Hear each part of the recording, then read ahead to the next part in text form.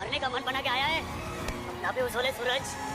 अपन जीतने के लिए मारता है, किसी को मारने के लिए नहीं। नमस्कार दोस्तों, आप देख रहे हैं पति ब्रह्मचारी का 254वां एपिसोड। इसमें आप देखेंगे कि सूरज किस हद तक चले जाते हैं ईसा जी को इम्प्रेस करने के लिए। वो ये कहते हैं कि अब मैं ईसा जी के पास नहीं जाऊंगा, उसको मेरे पास आना होगा। और वो जिद पे चली जाती है अखाड़ा में लड़ने के लिए और कहता है कि तुम मेरे पे दाव लगाओ, कितना देगा। तो उसे जवाब आता है 500 रुपये। फिर वो जाते हैं अखाड़ा में लड़ने के लिए और ये एक मुझे लगता है कि मुझे मार खाने हैं। ये सारे चीज होते हैं। दूसरी तरफ आप देखेंगे कि गुलाब सिंह जो है सो एक प्रण लेता है कि उसकी बेटी ईसा का शादी दूसरा करवाना चाहता है। वो कहता है कि जहां से मैंने कहानी शुरू किया था वही खत्म करूंगा। उसका बेटा कहता है कि आप थोड़ा सा मुझे छूट दे तो मैं उसको गोली मार देता। आखिर वो नौकर है तो नौकर की तरह रहना चाहिए, तो वो मेरा गुलाम था। गुलाब सिंह कहता है कि नहीं, ये कहानी मैंने जहां से शुरू किया था वहीं से खत्म करूंगा। तो दोनों बेटा उनके चौंक जाते हैं, कहते हैं सोचते क्या। गुलाब सिंह कहते हैं कि मैंने ईसा की शादी से कहानी शुरू किया था और ईसा की शादी से ही खत्म करूंगा। इतने में ईसा की एंट्री होती है। ईसा काफी गुस्सा हो जाती है और कहती है ये मत बोलिए कि सिर्फ आप मेरे बाप है, इसके अलावा कुछ नहीं है। मेरे भी अंदर भी जान है, मैं भी बोलती हूँ। इसका मतलब ये नहीं कि आप मुझे जो चाहे वो कर दे। मैं चुप हूँ तो सिर्फ माँ की वजह से। इसीलिए आप बाप है तो बाप बन के रहिए और मैं दूसरा शादी नहीं करूंगा।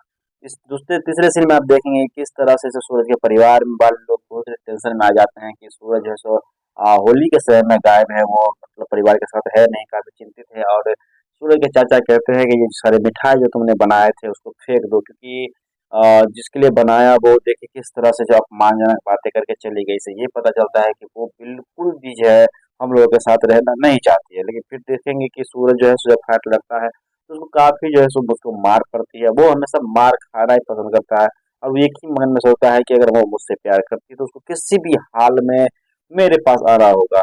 ईसा जो है घर में चिंतित होती है, जब पूजा करता है तो एक फूल जो है सो कृष्ण जी के हाथ से गिर जाता है। वो संदिग्ध हो जाती है कि कहीं सूरज तो ठीक तो नहीं है।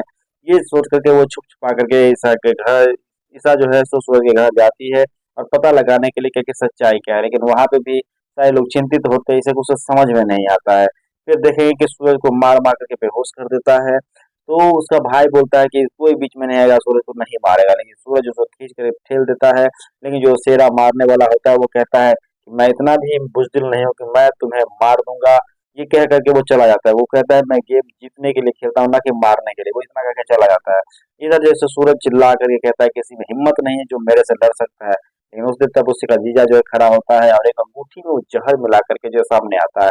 लेकिन अब सवाल ये होता है कि क्या जो जिससे लड़ना वो चाहता था कि उसके बीच जो ईसा आएगी, क्या अब ईसा जो है सो उसके पास आएगी मिलने के लिए? क्या कैसे उसको पता चलेगा कि ईसा जो है सो अ, ईसा को आखिर कैसे पता चलेगा कि सूरज जो है सो अखाड़े में से लड़ रहा है? ये सारी जो जानकारी आप देखने के लिए अगले एपिसोड यानी कि 255वां एपिसोड में आप देखेंगे कि किस तरह से ईसा उसके पास पहुंचती है और बचाने का प्रयत्न करती है। लेकिन अब सवाल ये उठता है कि क्या जो जानना चाहता है सूरज, क्या वो सच्चाई जान पाएगा? क्या इस ईसा जितनी बात है वो बता पाएगा?